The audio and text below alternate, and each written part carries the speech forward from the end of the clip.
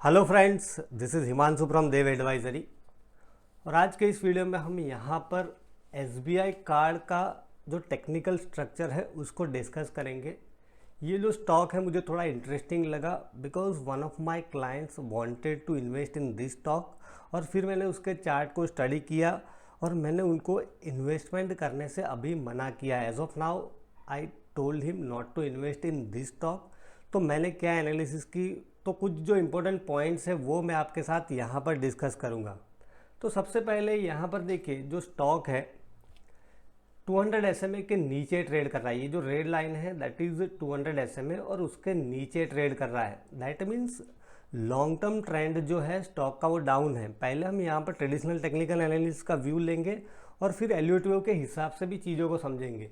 तो traditional technical analysis के हिसाब से 200 SMA के नीचे है। दैट मीन्स जो लॉन्गर टर्म ट्रेंड है स्टॉक का वो डाउन है। और टेक्निकल एनालिसिस में यही कहते हैं कि trend once establish is more likely to continue then it is to reverse, and this is one of the foundations upon which technical analysis is built. Because technical analysis की कुछ assumptions है जिसमें एक ये है कि प्राइस जो है it moves in A trend. That means कि जो प्राइस की मूवमेंट होती है वो रैंडम नहीं होती है, it moves in A trend. तो एक one of the basic assumptions है। तो ट्रेंड जब एस्टैब्लिश हो जाता है तो फिर क्या है कि उसके कंटिन्यूएशन की प्रोबेबिलिटी ज़्यादा रहती है कि ना कि रिवर्सल की। दूसरी चीज़, टेक्निकल एनालिसिस के अंदर हम कई बार कहते हैं, जिसको हम न्यूटन जो है उसका फर्स्ट लॉ ऑफ मोशन है, वो यही कहता है कि an object in motion will continue in that direction until it is met with equal or greater opposite force, जिसको हम बोलते हैं law of inertia. That means simple language में कहें कि जो कोई भी ऑब्जेक्ट है वो जिस दिशा में गति करता है उसी दिशा में उसकी गति जो है कंटिन्यू रहती है। That means an object in motion remains in motion.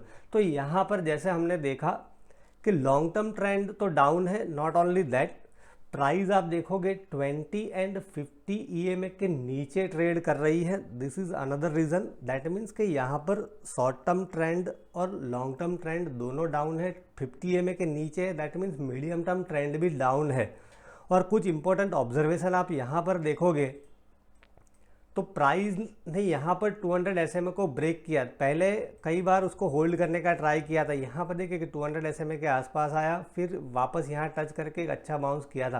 But again यहाँ पर जब 200 SMA के आसपास आया तो उसको होल्ड नहीं कर पाया और जो ब्रेक किया था उसके बाद यहाँ पर जो 200 SMA के आसपास रिट्रेसमेंट भी आया था तो 200 SMA को वो टच भी नहीं कर पाया था। और फिर ये जो फॉल था it was supported with volumes, काफ़ी वॉल्यूम के साथ यहाँ पर नीचे आया था।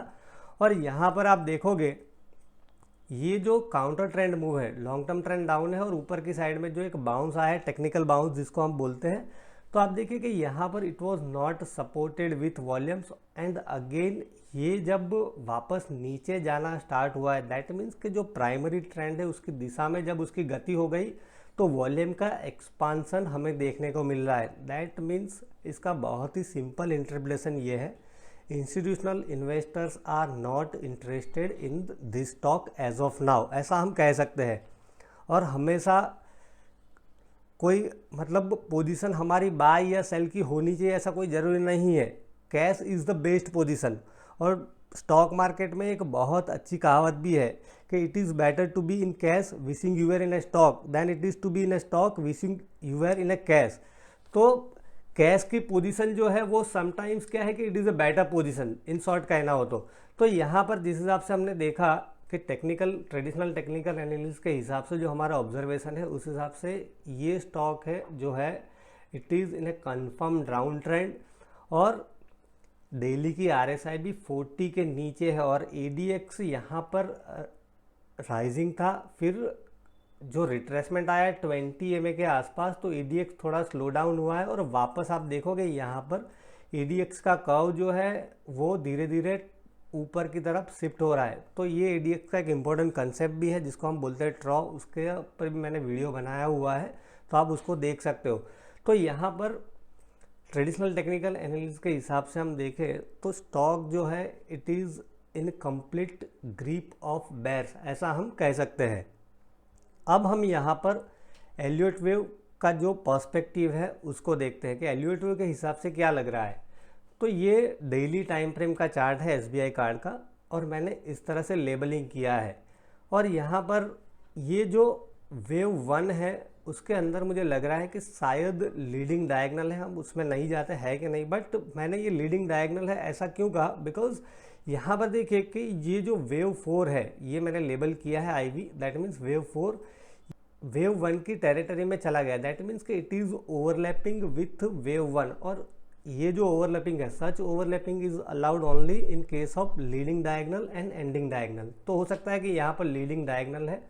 और ये जो वेव 2 आप देखोगे तो काफ़ी शार्प रिट्रेसमेंट है। यहाँ पर हम अब फिबोनाची एक्सरसाइज करते हैं कि जो लेबलिंग है उसके बीच में फिबोनाची रिलेशनशिप क्या है। तो आप देखिए कि वेव 2 जो है यूजुअली काफ़ी शार्प रहता है, और यहाँ पर देखिए कि 80% के आसपास का हमें रिट्रेसमेंट देखने को मिला है, और वेव 2 में 100% का भी रिट्रेसमेंट आ सकता है, राइट।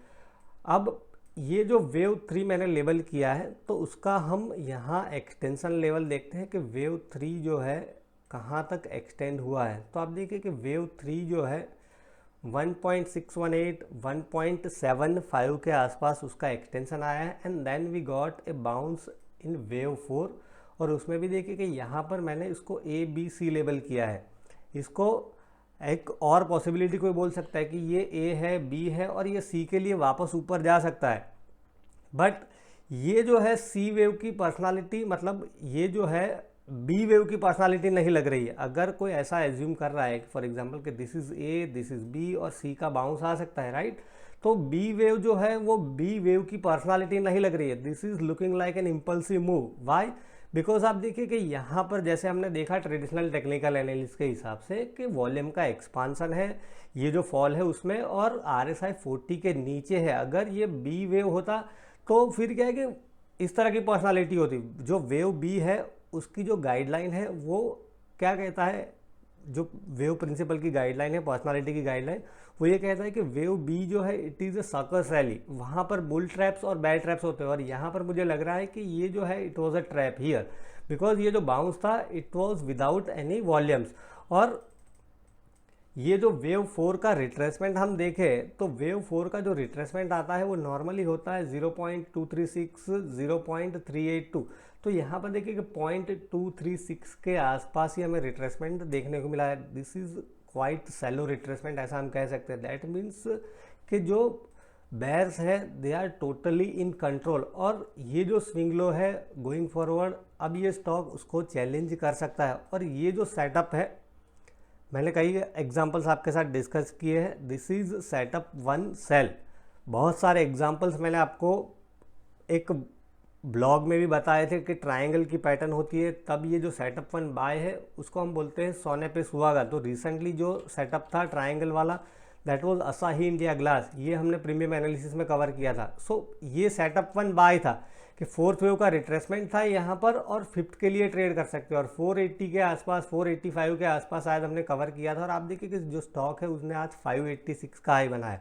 रिसेंटली मैंने आपके साथ डिस्कस किया था, that was Suntech Realty, that was also setup 1 buy की। ये फोर्थ वेव का रिट्रेसमेंट था यहाँ पर, और फिर फिफ्थ वेव के लिए हमने ट्रेड किया। फिर रिसेंटली हमने जो कवर किया था UPL limited, that was also setup 1 buy. और आप देखिए कि UPL में भी यहाँ पर काफ़ी स्ट्रॉन्ग मूव हमें देखने को मिला है। यहाँ पर ये वेव 4 का करेक्शन कंप्लीट हो गया था, अराउंड 728 730 के आसपास हमने कवर किया था, और अभी भी ये स्ट्रॉन्ग लग रहा है। सो इन शॉर्ट यहाँ पर SBI कार्ड का जो स्ट्रक्चर है उसमें ये लग रहा है कि ये जो सेटअप है दैट इज सेटअप 1 सेल यहाँ पर, और फिफ्थ वेव के लिए नीचे जा सकता है।